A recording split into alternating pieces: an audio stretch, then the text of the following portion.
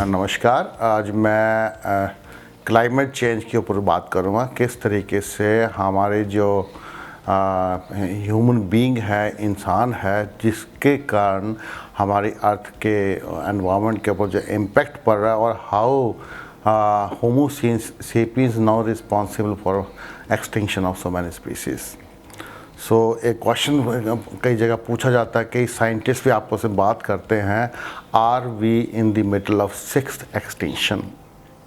अगर मैं आपको ये स्लाइड दिखाऊं आपको, तो आपको ये एक बड़ी फेमस एक बहुत चर्चित मूवी रही है, थ्री इडियट्स। उसको देख के याद आता है कि ऑल इज़ वेल। हमें महसूस करते हैं कि सब कुछ सही चल रहा है, लेकिन अगर देखें तो कई चीज़ें हैं, एनवायरनमेंट की बात करते हैं, पर्यावरण की बात करते हैं, कई चीज़ें सही नहीं चल रही हैं।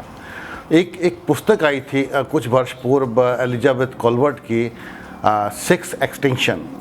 तो उसी के पुस्तक में कई देखने के चीज़ें मिली। कई वैज्ञानिकों ने पूछा, आपस में जिरह की है कि are we in the middle of six extinction.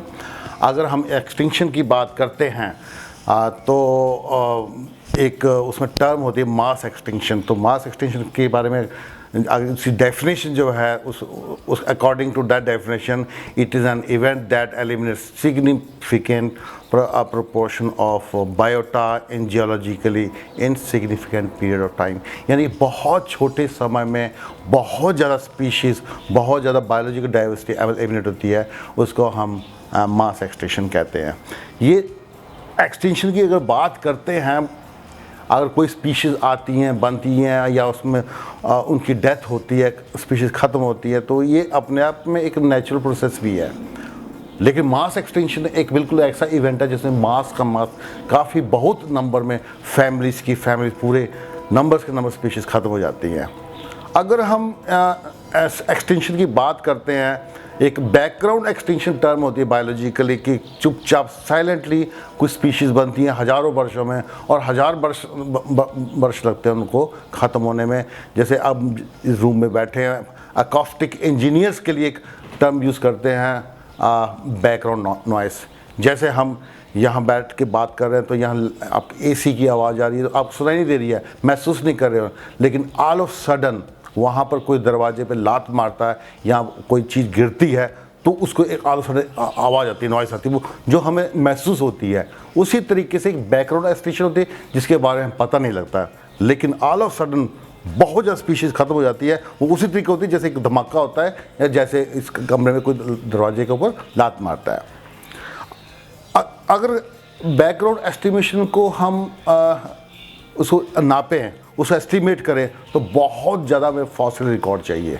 Fossils means जो हमें पुराने remains of animals and plants उसको कहते हैं। लेकिन बायोलॉजिकली अगर देखें तो फॉसिल रिकॉर्ड्स में एज ऑन से मैमल्स का हमारे पास फॉसिल रिकॉर्ड बहुत अच्छा है, बाकी जानवरों का फॉसिल रिकॉर्ड बहुत कम है। इसलिए हम अब तक सिर्फ मैमल्स ही ऐसा टैक्सोनॉमिक ग्रुप है जिसके बारे में थोड़ा सा हम पता कर पाएँ कि बैकग्राउंड एक्सटिंक्शन कितनी हो सकती है उसमें। तो 0.25 पर मिलियन स्पीशीज़ पर ईयर इसका बैकग्राउंड एक्सटिंक्शन निकाला हुआ है। यानी कि करीब 5500 मैमल स्पीशीज़ जो हमारे विश्व में है, ग्लोब में है, उसमें से अगर एक स्पीशीज़ को डिसअपीयर होना तो उसको करीब 700 वर्ष लगेंगे। तो ये है बैकग्राउंड एक्सटिंक्शन। हालांकि एक्सटिंक्शन के बारे में रिसेंट फिनोमिना पहले सब जानते हैं, कोई जितने वैज्ञानिक नेचुरलिस्ट थे उनको मालूम नहीं था कि एक्सटिंक्शन भी कोई एक टर्म होती है। लेकिन को ये एक्सटिंक्शन के बारे में सबसे पहले जो पता लगा वो लगा 1796 में, जब क्यूवियर ने इसके बारे में पता लगाया था। इसकी बहुत एक इंटरेस्टिंग हिस्ट्री है। जब लियोपोल्ड ये अपना चार्ल्स ली मोयन एक सैनिक था, एक फ्रांस का, जो अपने एक एक्सपीडिशन के लिए वहाँ पर सेंट्रल अमेरिका में, यानी कि ओहियो रिवर के पास 1739 में गया, तो वहाँ पर उसको एक क्षेत्र बहुत ज़्यादा मास्टरडोन मोलर्स मिले। मास्टरडोन मोलर्स पे वहाँ उस समय का एक एक्सटिंक्ट जानवर था। इन्होंने उस मास्टरडोन मोलर्स को जब लाके वहाँ पर एक म्यूज़ियम में दिया अपने, तो तब वहाँ पर जाके उस मास्टरडोन मोलर्स मीन्स उन दांतों की स्टडी करने के बाद क्यूवियर ने 1906 में ये बताया कि एक्सटिंक्शन भी जानवरों का होता है। उसी समय से पता लगने लगा कि कितने जानवर पूर्व में रहा करते थे और बाद में वो एक्सटिंक्ट हो गए। अभी तक जो वैज्ञानिकों के अनुसार, हमारे रिकॉर्ड्स के अनुसार 5 मास एक्सटिंक्शन हो चुके हैं। सबसे पहला हुआ था एंड ऑर्डोविशियन पीरियड में, दूसरा लेट डिवोनियन पीरियड में, तीसरा पर्मियन पीरियड में, चौथा लेट ट्रियासिक में, और जो पांचवा जो हमारा जो मास एक्सटिंक्शन हुआ है उसको हम केटी एक्सटिंक्शन भी कहते हैं, जो बिल्कुल रिसेंट भी है, या एंड क्रिटेशियस एक्सटिंक्शन कहलाता है, जो करीब 65.5 मिलियन ईयर्स के पहले हो चुका है। केटी एक्सटिंक्शन के बारे में तो चर्चा करते तो बहुत इंटरेस्टिंग हिस्ट्री है उसकी, क्योंकि आप सारे के सारे साइंस स्टूडेंट्स भी हैं, और एक साइंस स्टूडेंट ना भी हों तब भी एक आम आदमी को ये समझने की कोशिश करनी चाहिए कि हमें पहले यही मिस्ट्री थी कि डायनासोर्स जो पहले इतने हुआ करते थे, उसके फॉसिल्स मिले, तो उनका एक्सटिंक्शन कैसे हुआ। 1970s में एक बहुत एक जानकार एक फिजिसिस्ट हुआ करते थे जिसका नाम था वाल्टर अल्वारेज। वो ग्यूबियो में, वहाँ रोम के पास ग्यूबियो करीब 70 किलोमीटर्स वहाँ के नॉर्थ ईस्ट में ग्यूबियो नामक छोटा सा टाउन है, वहाँ पर वो एपेनिन माउंटेन्स की स्टडी कर रहा था। उसकी वहाँ पर मुलाकात होती है, वहाँ की एक फोरामिना एक्सपर्ट थी जिसका नाम प्रिमोली सिल्वा। वहाँ पर जब वो रॉक्स को देख रहे थे, वहाँ पर एक गॉर्ज है, गॉर्ज का नाम है गोला डेल बोटासियन। जब वहाँ पर स्टडी कर रहे थे रॉक्स की, तो वहाँ पर उनको 2 लेयर्स लाइमस्टोन की मिली। जब लाइमस्टोन की 2 लेयर्स को ध्यान से देखा, उसे ऑब्जर्व किया, तो उस 2 लेयर्स के बीच में एक क्ले लेयर भी थी करीब 1 सेंटीमीटर की विड्थ में। तो जो नीचे वाली लाइमस्टोन की लेयर थी, उसकी जो एज थी, जो बाद में पता लगी एंड क्रिटेशियस थी, और जो ऊपर वाली लाइमस्टोन की लेयर थी जो बिल्कुल ट्रियासिक पीरियड की थी, लेकिन उसके बीच में क्ले लेयर थी। तो उन्होंने जब रॉक्स की जो स्टडी की मिलके, तो ये पता लगा कि जो लोअर लेयर थी, जो नीचे वाली परत थी लाइमस्टोन की, उसमें फोरामिनाफेरा के बहुत ज़्यादा अवशेष थे, यानी कि फॉसिल्स थे। फोरामिनाफेरा एक ऐसा समुद्री जीव है जिसके शेल्स होते, कैलकेरी शेल्स होते हैं, और वो समुद्र में पाए जाते हैं, लेकिन अपर लेयर में बहुत कम इसकी शेल्स थे। ये उनके लिए बहुत ज़्यादा एक मिस्ट्री थी। तो उसको पता लगाने के लिए ऐसा हुआ कि नीचे वाली लेयर में बहुत ज़्यादा है और ऑल ऑफ सडन ऊपर वाली लेयर में सारे के सारे ख़त्म हो गए। तो बीच में एक ही ट्रांजिशन पीरियड था जिसको एक 1 सेंटीमीटर लेयर की, एक 1 सेंटीमीटर विड्थ की एक उसमें मिट्टी की यानी क्ले लेयर थी। उन्होंने उस क्ले सैंपल्स को जब एनालिसिस करने की कोशिश की तो उनको इरिडियम मिला वहाँ पर। जब उन्होंने इरिडियम के जांचने के लिए, उसके रेडियो क्लॉक करने के लिए उसके सैंपल्स बाहर भिजवाए एनालिसिस के लिए, तब उनको पता लगा कि उसकी जो कंसंट्रेशन थी इरिडियम की बहुत सैकड़ों गुना थी नॉर्मल से। इरिडियम एक ऐसा एलिमेंट है जिसके बहुत ट्रेसेस में मिलता है, ज़्यादातर ये मेटेओराइट से आता है। तब उनके दिमाग में एक हाइपोथेसिस आई, क्योंकि ये सारी रेडियो क्लॉक से पता लगा कि ये पूरा का पूरा जो ट्रांजिशन पीरियड था, ये क्ले जो जब डिपॉजिट हुई वो करीब 65.5 मिलियन ईयर्स के पहले हुई थी, और उसके बाद कोई भी फोरामिनाफेरा नहीं मिल रहा था, और ना ही उसी समय के में एक डायनासोर्स का भी एक्सटिंक्शन हुआ था जो हमारे पूरे अर्थ में विचरते थे। तो उनको एक हाइपोथेसिस थी, उन्होंने ये थ्योरी पे बाहर आए कि यहाँ पर हो सकता है कि बहुत बड़ा एक धूमकेतु के रूप में एक मेटेओर यहाँ पर टकराया, जिसके कारण मास प्रलय आ गई, और मास प्रलय के आने से पूरे का पूरा बायोटा सारा नष्ट हो गया। लेकिन हालांकि इसको बहुत क्रिटिसाइज भी किया कि लोगों ने, क्योंकि उन्होंने कहा कि जब यहाँ पर इतना लंबा चौड़ा कोई धूमकेतु आया तो वो धूमकेतु का निशान कहाँ है, कहाँ गड्ढा हुआ है। तब उन्होंने लगातार रिसर्च करते रहे। 80s में पूरा दशक में जब बाद में उनको पता लगा कि सेंट्रल अमेरिका के युकातान पेनिनसुला के पास चिक्स क्लब एक क्रेटर है, वहाँ पर करीब 150 स्क्वायर किलोमीटर का एक डायमीटर का वहाँ पर उनको वो क्रेटर भी मिल गया। वहाँ पर पता करने पे लगा पता कि उसी एरिया में जियोलॉजिकली वहाँ के रॉक्स को स्टडी किया तो शॉक क्वार्ट्ज भी उनको वहीं पर मिला। शॉक क्वार्ट्ज वहीं मिलता है जहाँ पर अत्यधिक प्रेशर या बहुत बड़ा इम्पैक्ट हुआ, वहीं पर ये क्वार्ट्ज मिलता, उसी क्वालिटी का मिलता है। उसी बेसिस पे इन लोगों ने अपनी थ्योरी को प्रूव किया कि यहाँ पर करीब 65 मिलियन ईयर्स पहले यहाँ पर एक कोई मेटेओराइट आया, वो टकराया और टकराने के बाद यहाँ का पूरा आपका बायोटा, जिसमें डायनासोर्स थे, फोरामेनाफेरा थे और कई ऐसे एनिमल्स थे प्री हिस्टोरिक जो ख़त्म हो गए। ये आपको बता रहा हूँ कि 65 मिलियन ईयर्स पहले की बात है।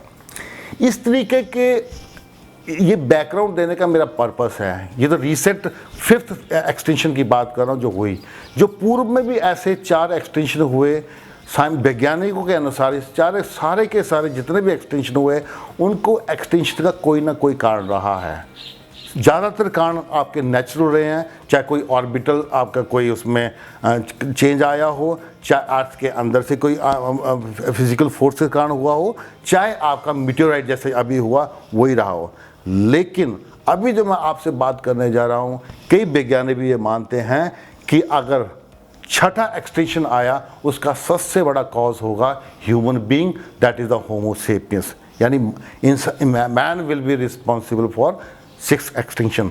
Now you will wondering how, कैसे हो सकता है। तो मैं I just want to share you 3 reasons, main reasons कि how human being is responsible for 6th extension that we are forcing. कैसे हो सकता है?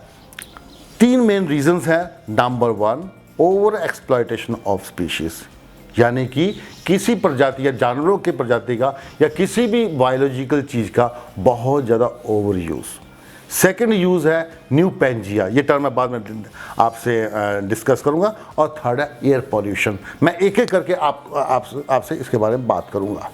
पहला है ओवर एक्सप्लॉयटेशन। इंसान सदियों से अपने ज़रूरतों के लिए, अपने बाकी चीज़ें पूरी करने के लिए इंसान बाकी जानवरों का या पौधों का हमेशा एक्सप्लॉइट करता रहा, उसको यूज़ करता रहा। लेकिन कई बार ओवर एक्सप्लॉयटेशन के स्पीशीज़ ख़त्म भी जाती है। मैं सबसे बड़ा एग्जांपल देता हूँ आपको कि ग्रेट ऑक, पेंगुइनिस इम्पेनियस, मीन्स ये जो पेंगुइन था, यानी हालांकि पेंगुइन भी नहीं है, ये ओरिजिनल पेंगुइन हुआ करता है, एंसेस्टर की तरह तो है। ये बिल्कुल आपके नॉर्थ अटलांटिक ओशन के पास मिलता था। आज की ज़्यादातर पेंगुइन्स आपके सदर्न पोल की तरफ हैं, यानी अंटार्कटिका की तरफ हैं। लेकिन ये एक और ओनली पेंगुइन था जिसका नाम ग्रेट ऑक है, अब एक्सटिंक्ट हो चुका है। ये आपका बिल्कुल नॉर्थ अटलांटिक एरिया मिलता था, लेकिन अब ये पेंगुइन बिल्कुल पूरी तरह ख़त्म हो चुका है। यानी इसको पेंगुइन तो नहीं कहते हैं, इसका नाम है ग्रेट ऑक। अगर आप देखें इसकी वहाँ पर एक आइसलैंड की जो कैपिटल है रिकजाविक, वहाँ पर एक नेचुरल हिस्ट्री है, Icelandic institute of natural history, वहाँ पर इसका आखिरी ट्रॉफी रखी हुई है, एक कैरकस रखा हुआ है बाकी एनिमल्स के साथ में। आप बिलीव करेंगे कि इसके इस ट्रॉफी को लेने के लिए आइसलैंड के लोगों ने, वहाँ के नागरिकों ने खुद पैसा इकट्ठा करके, लंदन में ऑक्शन हो रहा था इसकी ट्रॉफी का, 1976 में इसके ऑक्शन में खरीद करके, यानी 1000 पाउंड में इसको ख़रीदा था और उसको लेके वापस आइसलैंड के उस म्यूज़ियम में रखा था। पहले यहाँ पर आइसलैंड में ये ग्रेट ऑक बहुत स्पीशीज़ होती थी, परंतु लगातार इसके प्लंडर से, इसका शिकार के, करीब 80 सेंटीमीटर की हाइट का ये चिड़िया होती थी। लेकिन इसका प्लंडरिंग स्टार्ट हुआ करीब 16वीं सेंचुरी से। इसका प्लंडरिंग करते थे इसको मारने के लिए, इसको खाने के लिए, इसका मीट के लिए, और इससे एनर्जी लेते थे, इसको जलाते थे, लैंप्स की तरफ जलाते थे। जितने भी वॉयजर्स वापस आते हैं शिप से, तो ये एक फंक आइलैंड था जहाँ पर मैक्सिमम पॉपुलेशन थी इसकी। वहाँ पर आके इसकी पॉपुलेशन को इतना नष्ट किया, इतना मारा कि उसकी पूरी की पूरी पॉपुलेशन उस आइलैंड से ख़त्म हो गई। जब एक कोई पॉपुलेशन, किसी प्रजाति की संख्या इतनी कम हो जाए, तब उसमें कोई भी अगर दूसरा इम्पैक्ट आता तो हमेशा एक्सटिंक्शन होता है। तो हालांकि इसकी इतनी कम पॉपुलेशन कम हो गई लगातार 2-3 सेंचुरी से, 1800 में एक बहुत एक चिड़िया का बहुत विद्वान था बर्डर, जिसका नाम है जॉन जेम्स। उन्होंने अलार्म भी किया था कि ये पॉपुलेशन ख़त्म हो रही है, इसको बचाइए, लेकिन फिर भी इसकी पूरी की पूरी पॉपुलेशन सारी ख़त्म हो गई जब एक वॉल्केनिक इरप्शन एक आइलैंड वही उसी कैपिटल के पास एक वॉल्केनिक इरप्शन हुआ है। तो इस एक जगह का नाम था ग्रेट ऑक्स कैरी, वो सारी की सारी पॉपुलेशन वहाँ ख़त्म हो गई। एक आखिरी आइलैंड था जिसका नाम एलडी आइलैंड, वहाँ पर इसकी जब पॉपुलेशन बच गई, वहाँ पर उन दिनों करीब 19th सेंचुरी के मिडल में वहाँ पर लोगों उसमें शौक था कि लोगों को चिड़ियों के अंडे शेल्स कलेक्ट करने का। तो आखिरी जो शेल्स उनका एग्स थे वो भी कुछ लोगों ने वहाँ पर जाके उसको प्लंडर किया और वो भी पूरी सारी पॉपुलेशन वाइप आउट हो गई। यानी इन द मिडल 19th सेंचुरी सारी की सारी पॉपुलेशन इसी की ख़त्म हो गई ग्रेट ऑक की। इस तरीके से मैं सिर्फ एक एग्जाम्पल दिया। इस तरीके से कई ऐसी स्पीशीज़ हैं जिसका मैक्सिमम एक्सप्लॉयटेशन से एक्सप्लॉयटेशन कौन करना, ह्यूमन बीइंग, उससे हमारी पॉपुलेशन खत्म हो गई। एक तो ये रीज़न है। अब सबसे जो मेजर जो चैलेंज है, अब जिस मुद्दे पे आता हूँ, वो है हमारा पॉल्यूशन, ग्रीन हाउस गैसेस किस तरीके से हमारे एनवायरनमेंट को इम्पैक्ट कर रही है। इसके बारे में थोड़ी सी इसकी हिस्ट्री की बात करते हैं। कार्बन डाइऑक्साइड और लाइट की, जिसको हम ग्रीन हाउस इफेक्ट बचपन से पढ़ते आ रहे हैं, स्कूल डेज से पढ़ते आ रहे हैं। ये आई कब से थ्योरी, किसने डिस्कवर किया कि कार्बन डाइऑक्साइड से या ग्रीन हाउस गैसेस से किस तरीके से टेम्परेचर इंक्रीज हो रहा है। जॉन टाइंडल 1859 में उसने एक स्पेक्ट्रोफोटोमीटर, रेशो स्पेक्ट्रोफोटोमीटर डिस्कवर किया। उसने वो डिस्कवरी की और उसका पर्पस था कि उसने देखना था किस तरीके से हमारे जो एटमॉस्फेरिक गैसेस जो हैं वो किस तरीके से लाइट को इम्पैक्ट करते हैं, उसकी मूवमेंट को, लाइट को किस तरीके से जो रेडिएट उस पर इम्पैक्ट करती है। तब उसने ये पता लगाया कि nitrogen and oxygen is transparent to visible light, ठीक है ना। यानी कि नाइट्रोजन और ऑक्सीजन गैस है आराम से आपकी visible part of the spectrum at IR band, IR means infrared band जो होता है आपका स्पेक्ट्रम की लाइट आराम से पास हो जाती है। बट कार्बन डाइऑक्साइड और वाटर हमेशा ओपेक, वहाँ पर लाइट पास नहीं होती है। तब उसने इमीडिएटली इसको थ्योरी दी कि it is only because of this carbon dioxide और water the whole the climate on the earth is responsible. इसके कारण पूरे जो अर्थ का क्लाइमेट रिस्पॉन्सिबल है। तब उसने कहा कि अगर ये चीज़ बढ़ती है कार्बन डाइऑक्साइड, मैं तब की बात कर रहा हूँ 1859 की, तब इसका टेम्परेचर बढ़ेगा। अनफॉर्चुनेटली इसके टाइंडल की डेथ होने के बाद ये वहीं पर रह गए इसके जो व्यूज़। लेटर 1895 में इसकी जो फाइंडिंग्स थी उसको लेके चले स्वांति अरेनियस, ये स्वीडिश साइंटिस्ट हुआ करते, he was a chemist. It's very interesting उनकी स्टोरी थी। उन्होंने पहले 80s के बाद 1880s PhD थीसिस लिखी थी, a theory of electrolytes dissociation. आपने सबने अपने ड्यूरिंग स्कूल डेज या कॉलेज डेज में पढ़ी होगी थ्योरी ऑफ इलेक्ट्रोलाइट डिसोसिएशन। उसकी PhD को 3rd रैंक दिया गया था, यानी बिल्कुल नकारा घोषित किया था। बट उसी थ्योरी पे उसको 1902 या 3 में इसको नोबेल प्राइज़ मिला था। इसी ने बताया अरेनियस ने कि 1895 में कि कार्बन डाइऑक्साइड को डबल होने में उस समय करीब 280 पार्ट्स पर मिलीमीटर रही होगी, तो उसने इसको डबल होने में करीब 3000 साल लगेंगे। But he was very optimistic about doubling of carbon dioxide. वो उसने क्योंकि वो स्वीडन से था, हमेशा ठंड बढ़ रहती थी। ही बिलीव दैट कि अगर कार्बन डाइऑक्साइड बढ़ेगी, टेम्परेचर बढ़ेगा, it was very good for every, आपकी प्रोडक्शन बढ़ जाएगी, आपके it was very good for in the northern countries. तो that was his views. But he estimate 3000 years will take for doubling of the carbon in the atmosphere. 1927 तक बाद में David Keeling, आपने Keeling कर पढ़ी होगी फिज़िक्स में, जब आपने फिज़िक्स में जब आप कर रहे थे स्कूल्स में या कॉलेजेस में, तो फिज़िक्स में कीलिंग कर बहुत फेमस एक टर्म यूज़ करते थे। तो चार्ल्स डेविड कीलिंग ने 1958 में एक अपना इंस्ट्रूमेंट मोना लोअर में रखा, उसको स्टडी करने के लिए, उसको वहाँ कार्बन डाइऑक्साइड नापने के लिए उसने वहाँ शुरू किया।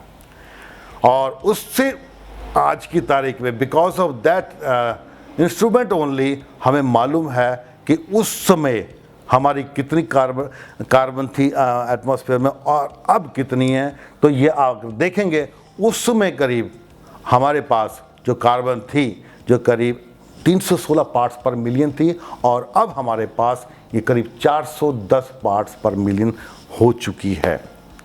अगर कार्बन एमिशंस की बात करते हैं, ये स्लाइड में बिल्कुल क्लियर कर दिखा हुआ है कि अब तक इंडस्ट्रियल रेवोल्यूशन की बात करते हैं, करीब 400 बिलियन मैट्रिक टन्स, करीब 400 billion metric tons Indian revolution से अब तक हम रिलीज कर चुके हैं और करीब 200 बिलियन मैट्रिक टन्स हम करीब डिफॉरेस्टेशन दे चुके हैं। और ये भी बताया मैंने आपको करीब 11 बिलियन मैट्रिक टन हर साल जारी है। और आज की तारीख में हमारे एटमॉस्फेयर की जो कितने ppm है, दैट इज़ अराउंड 415 पार्ट्स पर मिलियन, 410 से 415 पार्ट्स पर मिलियन, जो कि बहुत ज़्यादा है। और साइंटिस्ट ये भी एस्टीमेट करते हैं अगर यही ट्रेंड रहा 2050 के बीच में हमारी जो कार्बन की जो होगी जो एटमॉस्फेयर में कंसंट्रेशन 500 पार्ट्स पर मिलियन हो जाएगी। It will result in climate change होगा। एवरेज ग्लोबल टेम्परेचर बढ़ेगा, हम सब बातें करते हैं ग्लोबल टेम्परेचर बढ़ेगा, या it will disrupt all our physical processes including your precipitation, it will result in melting of ice cap और बाकी आप कई ऐसी प्रॉब्लम्स आएंगी जैसे फ्लडिंग होगी, कोस्टल एरिया डूब जाएंगे। मैं सबसे बड़ा एग्जांपल देता हूँ पहले यहाँ का। पहले आपको पनामा गोल्डन फ्लो के बारे में बताया, अब मैं गोल्डन टोड की बात करता हूँ। अदर वेरी इंटरेस्टिंग एग्जांपल, 1964 में इस फ्रॉग की डिस्कवरी होती है और यही पता इसके बारे में पहली बार लगता है 1964 में, और 1987 में ये फ्रॉग की पॉपुलेशन खत्म भी हुई थी। वेरी इंटरेस्टिंग, कैसे प्रेसिपिटेशन से कैसे कोई स्पीशीज खत्म होती है, is very interesting. Monteverde cloud forest है कोस्टा रिका में, यानी सेंट्रल अमेरिका में। बहुत ज़्यादा हाई एंडेमिज्म है यहाँ पर। हाई एंडेमिज्म मीन्स जो स्पीशीज चाहे प्लांट्स हो एनिमल्स हो किसी एक ही एरिया में मिलती हो उसको एंडेमिक बोलते हैं, वहाँ कहीं नहीं मिलती हो, एक ही जगह मिलेगी, हाईली एंडेमिक। वहाँ पर गोल्डन टोड जिसको जो मेंढक है ये, इसको डिस्कवर किया था बाय जे सैवेज ने 1964 में कि ये स्पीशीज मिली है यहाँ पर। लेकिन सबसे इंटरेस्टिंग पार्ट इस स्पीशीज का था, ये ब्रीड करता था सिर्फ और सिर्फ 4900 से 5600 फीट की रेंज में, छोटे छोटे पडल्स भी छोटे छोटे पानी के पॉन्ड्स में, जिसकी डेप्थ 1 इंच से ज़्यादा नहीं है, वहीं पर वो कर सकता था, ब्रीड कर सकता रह सकता था। लेकिन because of just slight change in precipitation means rainfall में थोड़ा चेंज हुआ, इसकी सारी की सारी पॉपुलेशन वहाँ पर क्रैश हो गई, यानी ख़त्म हो गई, just because of one reason, change in precipitation pattern.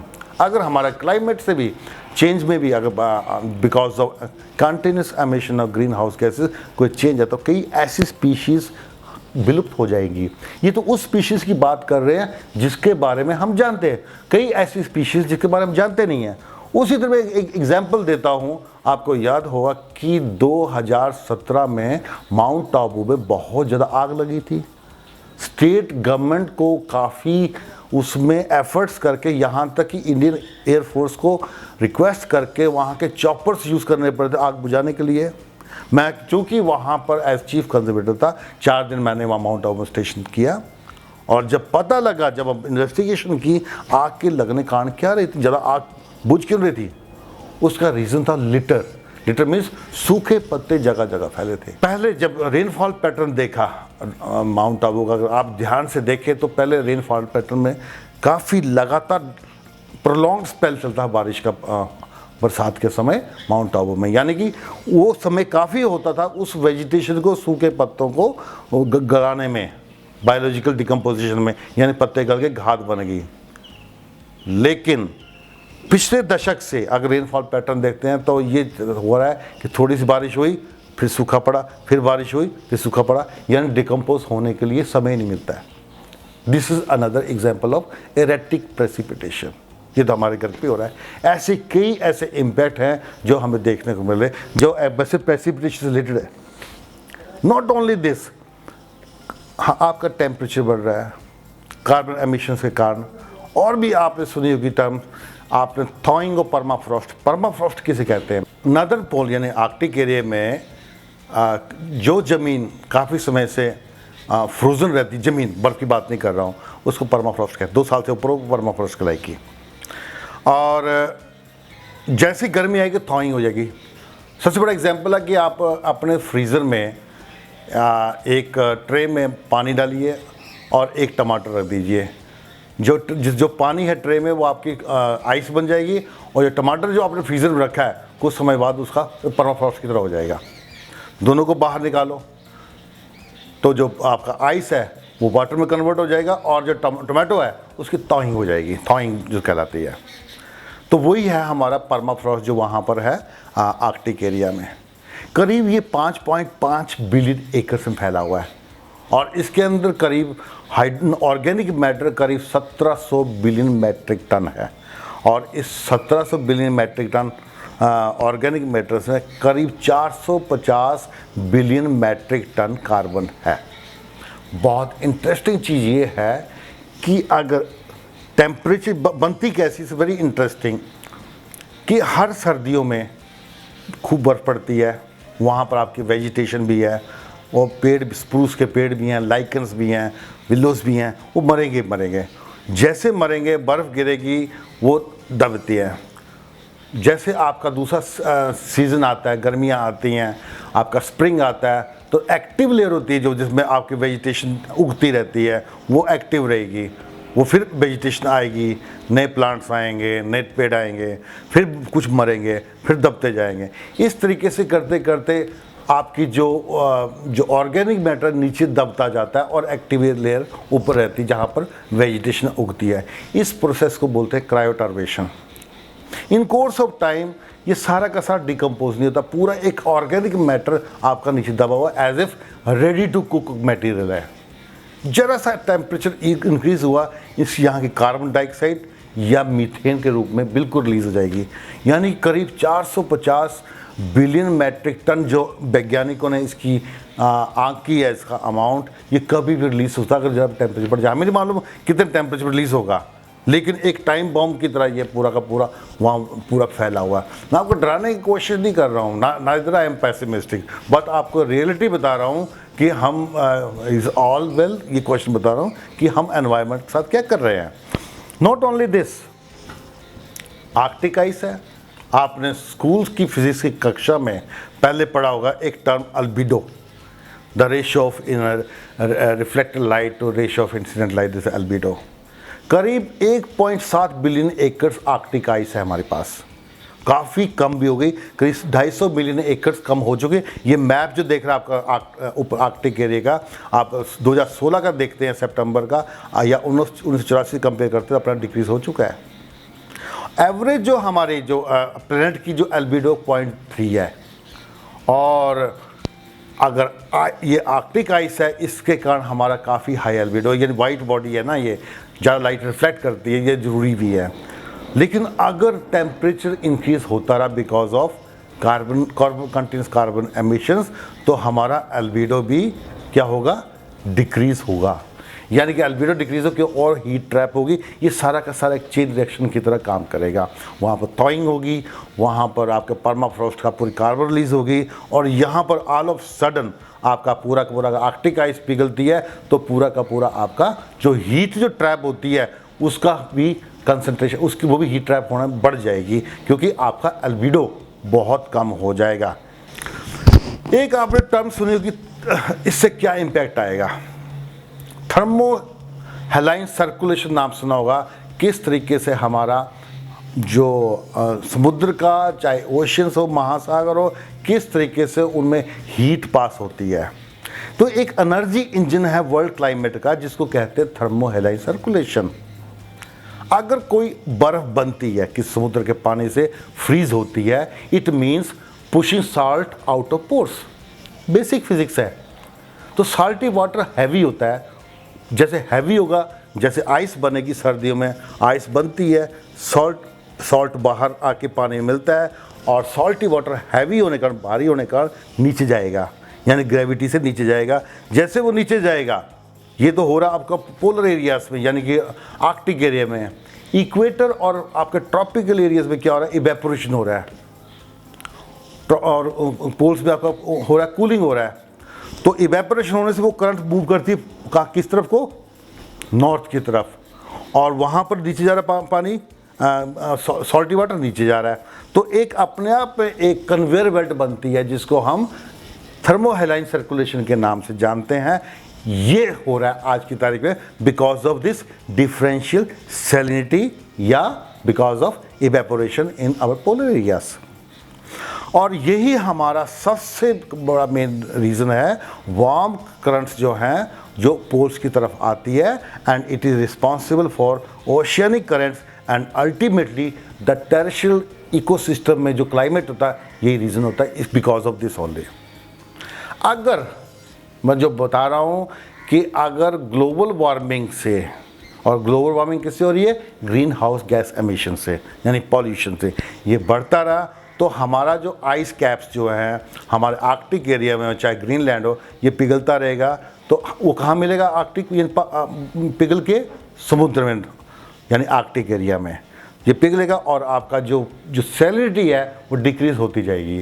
तो एक पर्टिकुलर पॉइंट आएगा, क्रिटिकल डिसेलरेशन पॉइंट, वहाँ पर आपकी ये कन्वेयर बेल्ट जो है ये रुक सकती है। जैसे कन्वेयर बेल्ट रुकेगी तो आपने ये भी नाम सुना होगा, अमोक, अटलांटिक मेरीडियोनल ओवरटर्निंग करंट। ये दिख रही है आपको किस तरीके से गर्म जो एक करंट है नॉर्थ की तरफ जा रही है और बाकी करंट्स साउथ की तरफ आ रही हैं। ये सारी की सारी अगर डिसरप्ट हो गई तो डिसरप्ट होते ही आपका जो गर्म हवाएं जो नॉर्थ जाती है बंद होते ही वहाँ पर एक अपने आप में एक आइस की तरह वहाँ पर एक एज की तरह आ सकती है, यानी कोल्ड वेव आ जाएगी। अब क्वेश्चन आता है कि क्या कभी ऐसे हुआ है?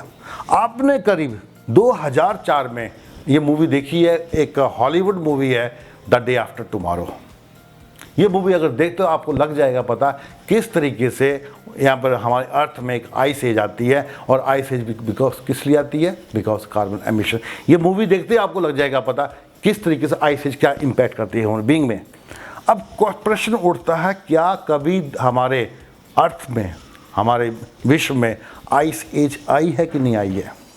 This one book called 2 mile time machine by Richard B Alley, उसने लिखा हुआ है बिल्कुल पूरे इसके बारे में, आइस कोर्स के बारे में, किस तरीके से ग्रीनलैंड और अंटार्कटिका में हम आइस कोर्स ड्रिल करते हैं, आइस कोर्स निकालते हैं, और आइस कोर्स से हमें पता लगता है जैसे ट्री रिंग्स होते हैं पेड़ों में, उस तरीके से आइस रिंग्स होते हैं, उससे पता लगता है कि पर्टिकुलर एरिया में कोई पर्टिकुलर आइस रिंग किस समय का है और उस समय का क्लाइमेट कैसा था।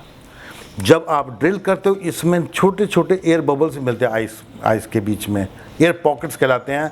वो उस समय क्लाइमेट का जो एयर है वो बताता उस समय क्लाइमेट में किस तरीके कार्बन डाइऑक्साइड थी या किस तरीके गैसेस थी। अब तक साइंटिस्ट ने करीब 8 लाख साल का पूरा आइस कोर्स को स्टडी कर चुके हैं अंटार्कटिका में। और यूएस में एक US national ice core lab है जहाँ पर मैक्सिमम ये सारे के सारे आपके पूरे के पूरे आइस कोर्स रखे हैं जिनकी स्टडी की जा रही है। प्रश्न उठता है, क्या कभी पहले आइस एज आई कि नहीं आई? यस, इन जो हमारे पूरे के पूरे जो आइस कोर्स की स्टडी से जब वैज्ञानिक स्टडी करें उसे पता लगता है कि पहले आइस एज आ चुकी है। बहुत जल्द रिसेंट फिनोमिनन है। 12,900 BC से 11,700 BC के बीच में एक पीरियड है जब आइस एज आई थी, बहुत टेम्परेचर कम हो गया था, और उस पीरियड का नाम दिया गया था यंगर ड्रायस। इसलिए नाम दिया है यंगर ड्रायस कि एक प्लांट का नाम है ड्रायस ऑक्टोपेटला, और ड्रायस ऑक्टोपेटला के पोलन ग्रेन उस एरिया के उस समय की बर्फ में जब सैंपल्स लिए तो बहुत ज़्यादा पाए गए थे, इसे नाम दिया गया यंगर ड्रायस, यानी कि पहले भी ये आइस एज आ चुकी है। ये तो आप पूरा टेरेस्ट्रियल इकोसिस्टम की बात करते हैं। इस कार्बन डाइऑक्साइड का इम्पैक्ट समुद्र में बहुत है। Warming of ocean is one reason, कि अगर समुद्र गर्म होंगे that will result in bleaching of corals because expulsion of algae बाहर आ जाएगी और उसकी ब्लीचिंग हो जाएगी। और दूसरा होगा एसिडिफिकेशन ऑफ ओशियंस, और ओशियन एसिडिफिकेशन होने से बहुत बड़े इम्पैक्ट होंगे, यानी 70% हमारा surface is covered with water. Industrial revolution से पहले समुद्र की पीएच वैल्यू करीब 8.2 हुआ करती थी। आज as on today because of continuous increase in carbon dioxide और अदर प्रेशर्स करीब पीएच 8.1 हो चुकी है, यानी कम हो गई है। ये 8.1 और 8.2 भी देखने में लग रहा है बहुत कम डिफरेंस है, but it is a logarithmic value. करीब 30% ज़्यादा समुद्र एसिडिक हो चुका है। वैज्ञानिक ये भी प्रेडिक्ट करते हैं, मानते हैं कि 2050 में करीब एसिडिटी हो जाएगी, पीएच वैल्यू 8 हो जाएगी। अगर ऐसा ट्रेंड चलता रहा 2100 में 7.8 हो जाएगी और सारे के सारे जो मैरीन इकोसिस्टम्स हैं वो कोलैप्स हो जाएंगे। और समुद्र का सबसे मेजर इकोसिस्टम होता है आपका यानी कोरल्स। ग्रेट बैरियर रीफ आपका करीब 2600 किलोमीटर लंबा है, ऑस्ट्रेलिया कॉन्टिनेंट के पास है और इसकी चौड़ाई करीब 150 किलोमीटर है और इसमें हजारों पॉलीकीट्स, क्रस्टेशियंस, फिश डिपेंड होती है। अगर इसी तरीके से हमारा ओशियन का एसिडिफिकेशन होता रहेगा तो अपने आप हमारा ये सारे के सारे जो कोरल्स या कि लाइफ यहाँ पर फिशेस और इन फिश पे कई हमारी कोस्टल ह्यूमन पॉपुलेशन डिपेंड करती है, सारी की सारी कोलैप्स कर जाएंगी। हमें नहीं मालूम ये कब होगा, किस टेम्परेचर पे होगा, कितना कार्बन पीपीएम पे होगा। लेकिन कुछ वैज्ञानिक मानते हैं 450 पीपीएम पे हो सकता है, कुछ 500 पे मानते हैं, लेकिन ये अभी तक कोई नहीं बता पाया कब स्टार्ट होगा। एक टर्म है डेंजरस एंथ्रोपोजेनिक इंटरफेरेंस, यानी वो लेवल है, जब वो थ्रेशोल्ड लेवल है इन ह्यूमन इंटरफेरेंस का, जब क्लाइमेट चेंज स्टार्ट हो जाएगा और रिवर्स नहीं हो पाएगा, यानी एक बार धक्का लगा दोबारा वापस नहीं ला सकते हो। इवन अगर उस समय जब अगर स्टार्ट हो गया, अगर हम उसको सारे के सारे ग्रीन हाउस गैसेस को बंद भी कर देंगे तब भी इसको रोक नहीं पाएंगे। That is known as a dangerous anthropogenic interference. और आपको बता चुका हूँ ये कितना है और किसी को भी नहीं मालूम है। कुछ लोग 500 पीपीएम मानते हैं, कुछ 450 मानते हैं, कुछ 550 मानते हैं। एक वैज्ञानिक ने टर्म दी थी एंथ्रोपोसीन, जियोलॉजिकल पीरियड जो है हमारा, जो होलोसीन चल रही है, लेकिन उसने बोला ये होलोसीन नहीं है। 2000 में उसने कहा कि नहीं, दिस इज एंथ्रोपोसीन, यानी ये ऐसी एज है जहाँ पर ह्यूमन बीइंग पूरा डोमिनेट कर रहा पूरी अर्थ में, क्योंकि हमने करीब इंसान रूपी जानवर यानी इंसान ने, होमो सेपियंस ने 1/3 ऑफ द लैंड सरफेस को ट्रांसफॉर्म कर चुके हैं। सारी की सारी रिवर्स, मेजॉरिटी रिवर्स को हम डैम बना चुके हैं। हमारे फर्टिलाइज़र प्लांट्स जो हमने आर्टिफिशियल बना रखे हैं वो ज़्यादा नाइट्रोजन फिक्स करें प्रकृति के बजाय। We use half of the world readily accessible fresh water run off, इंसान यूज़ कर रहा है, इसलिए इसको हम एंथ्रोपोसिन कहते हैं। अगर ये सामने आप एक टाइम क्लॉक देखें पूरी, जब से अर्थ बनी जियोलॉजिकल टाइम क्लॉक, तो इंसान का जो कब आया, मात्र लास्ट जो मिनट है 12 बजे स्टार्ट हुआ और फिर 12 बजने हैं, आखिरी मिनट के 30 सेकंड्स के बीच में आया। इसलिए इतने कम समय में सब कुछ बदल के रख दिया, सारा का सारा क्लाइमेट चेंज कर दिया। कई हमें इंसान को यानी होमो सेपियंस वीडी भी कहते हैं। Are we weedy? Weedy means हम खरपतवार तो नहीं है, because we are responsible for the extinction of not only other species but also our closest relative, जो हमारा ही प्रजाति का था, जिसका नाम था होमो निएंडरथल। होमो निएंडरथल के कांटेक्ट में हम करीब 40,000 वर्ष पूर्व आए और 30,000 वर्ष पूर्व होमो निएंडरथल पूरी तरह खत्म हो चुका।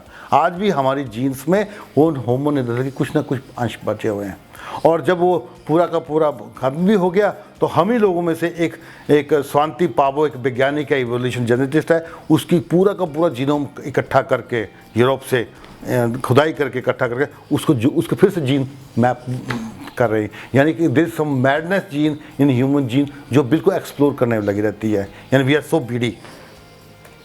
एक मैडनेस जीन है, कुछ वैज्ञानिक ये भी कहते हैं एक मैडनेस जीन है होमो सेपियंस में in modern man that may be result of some mutation that resulted in wiping out our relative nearest to us somewhere 30,000 years ago, that dig up the bones and reassembles its genome. That's we people, that is homo sapiens. तो बस बात यह करता हूँ, इतना बताने के बाद कि ऑल इज़ नॉट वेल। जो पहली स्लाइड दिखाई कि ऑल इज़ वेल जो बताई थी, थ्री इडियट्स की मूवी थी, ऑल इज़ वेल जो फेमस डायलॉग है, but let me tell you frankly, all is not well. We should come out from this syndrome of all is well, because all is not well. Okay, thank you very much.